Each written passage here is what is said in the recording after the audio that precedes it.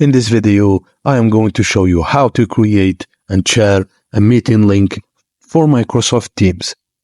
To create and share a meeting link to invite someone to your Microsoft Teams, follow these steps. 1. Open Microsoft Teams and locate your team in the list of the left side of the app.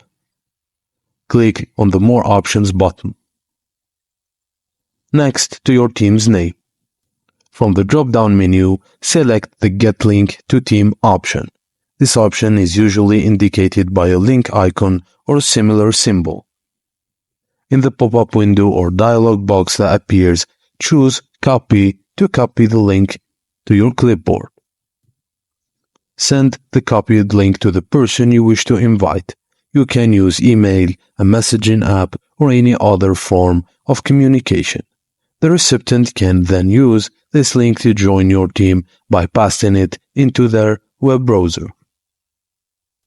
You can quickly and easily share access to your Microsoft Teams team with new members, streamlining the process of growing your team and collaborating more efficiently. And that's how you do it. Thank you for watching, and please don't forget to like and subscribe for more.